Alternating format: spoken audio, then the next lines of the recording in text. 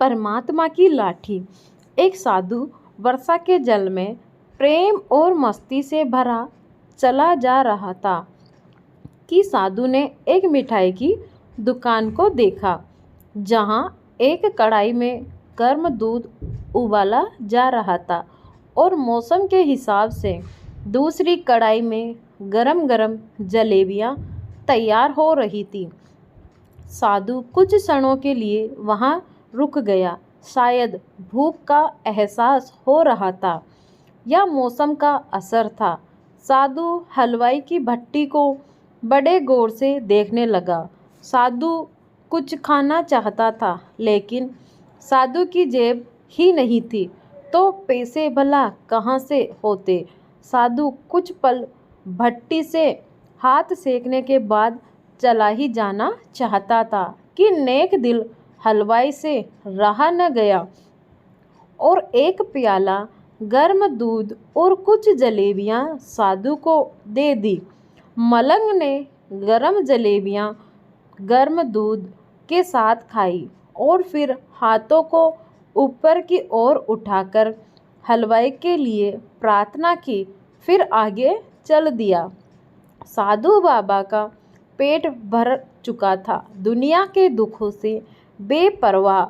फिर एक नहीं, जोर सी बारिश के गंदे पानी के छींटे उड़ाता चला जा रहा था। इस बार इस बात से बेखबर था कि एक युवा नवविवाहित जोड़ा भी वर्षा के जल से बचता बचाता उसके पीछे जा रहे हैं। एक बार इस मस्त साधु ने बारिश के गंदे पानी में जोर से लात मारी। बारिश का पानी उड़ता हुआ सीधा पीछे आने वाली युवती के कपड़ों को भिगो गया। उस औरत के कीमती कपड़े कीचड़ से लथपथ हो गए।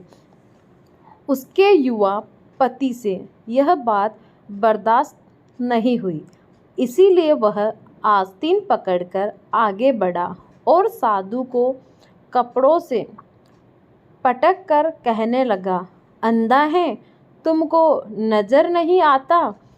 तेरी हरकत की वजह से मेरी पत्नी के कपड़े गीले हो गए हैं और कीचड़ से भर गए हैं।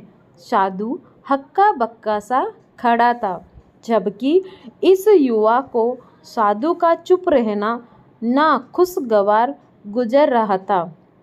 महिला ने आगे बढ़कर युवा के हाथों को छुड़ाया भी चाहा, लेकिन युवा की आंखों से निकली नफरत की चिंगारी देख वह भी पीछे खिसकने पर मजबूर हो गई।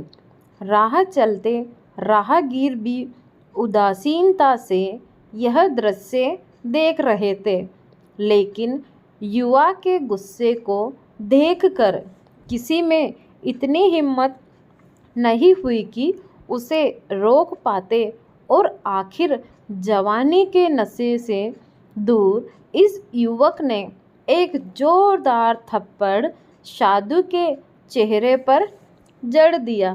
थप्पड़ की मार ना झेलता हुआ वह लड़खड़ाता हुआ कीचड़ में जा पड़ा। युवक ने जब साधु को नीचे गिरते देखा तो मुस्कुराते हुए वहां से चल दिया। बूढ़े साधु ने आकाश की ओर देखा और उसके होठों से निकला, वाह मेरे भगवान, कभी गर्म दूध जलेबियाँ और कभी गर्म थप्पड़, लेकिन जो तू चाहे मुझे भी वही पसंद है। यह कहता हुआ वह एक बार फिर अपने रास्ते चल दिया।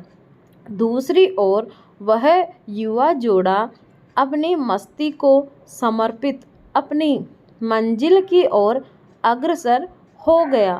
थोड़ी दूर चलने के बाद एक मकान के सामने पहुंचकर रुक गए। वह अपने घर पहुंच गए थे। वह युवा अपनी जेब से चाबी निकालकर अपनी पत्नी से हंसी मजाक करते हुए ऊपर घर की सीढ़ियाँ चढ़ रहा था। बारिश के कारण सीढ़ियों पर फिसलन हो गई थी। अचानक युवा का पैर फिसल गया और वह सीढ़ियों से नीचे गिरने लगा। महिला ने बहुत जोर से शोर मचाकर लोगों का ध्यान अपने पति की ओर आकर्षित करने लगी, जिसकी वजह से काफ़ी लोग तुरंत सहायता के लिए युवा की ओर लपके, लेकिन देर हो चुकी थी। युवक का सिर फट गया था और कुछ ही देर में ज़्यादा खून बह जाने के कारण इस नौजवान युवक की मौत हो चुकी थी। कुछ लोगों ने दूर से आते साधु बाबा को देखा तो आपस में कानाफूसी होने लगी कि निश्चित रूप से इस साधु बाबा ने थप्पड़ खाकर युवा को श्राप दिया है, अन्यथा ऐसे नौजवान युवक का केवल सीढ़ियों से गिरकर मर जाना बड़े अचंभे की बात लगती है। कुछ मन चले युवकों ने यह बात सुनकर साधु बाबा को घेर लिया। युवा कहने लगा कि आप कैसे भगवान के भक्त हैं जो केवल एक थप्पड़ के कारण युवा को श्राप दे बैठे। भगवान के भक्त में रोज वह गुस्सा हरगिज नहीं होता। आप तो जरा सी असुविधा पर भी धैर्य न रख सके। साधु बाबा कहने लगे, भगवान की कसम, मैंने इस युवा को श्राप नहीं दिया। अगर आपने श्राप नहीं दिया तो ऐसा नौजवान युवा सीढ़ियों से गिरकर कैसे मर गया। तब साधु बाबा ने दर्शकों से एक अनोखा सवाल किया कि आप में से कोई इस सब घटना का चश्मदीद गवाह मौजूद है। एक युवक ने आगे बढ़कर कहा, मैं इस सब घटना का चश्मदीद गवाह हूँ। साधु ने अगला सवाल किया, मेरे कदमों से जो कीचड़ उछला था वह उसने युवा के कपड़ों को दागी किया था। युवा बोला, नहीं, लेकिन महिला के कपड़े जरूर खराब हुए थे। मलंग ने युवक की बाहों को थामते हुए पूछा कि युवक ने मुझे क्यों मारा। युवा कहने लगा, क्योंकि वह युवा इस महिला का प्रेमी था और यह बर्दाश्त नहीं कर सका कि कोई उसकी प्रेमिका के कपड़ों को गंदा करे, इसीलिए इस युवक ने आपको मारा। युवा की बात सुनकर साधु बाबा ने एक जोरदार ठहाका बुलंद किया और कहता हुआ वहाँ से विदा हो गया। तो भगवान की कसम, मैंने श्राप कभी किसी को नहीं दिया, लेकिन कोई है जो मुझसे प्रेम रखता है, अगर उसका यार सहन नहीं कर सका तो मेरे यार को कैसे बर्दाश्त होगा कि कोई मुझे मारे।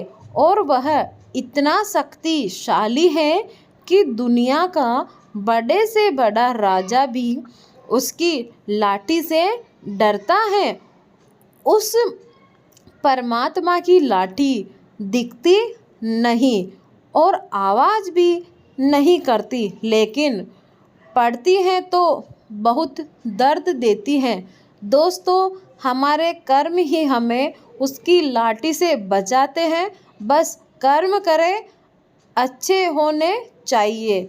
दोस्तों, अगर आपको आज की कहानी अच्छी लगी हो तो आज ही हमारे YouTube चैनल को ज़रूर सब्सक्राइब करें। धन्यवाद।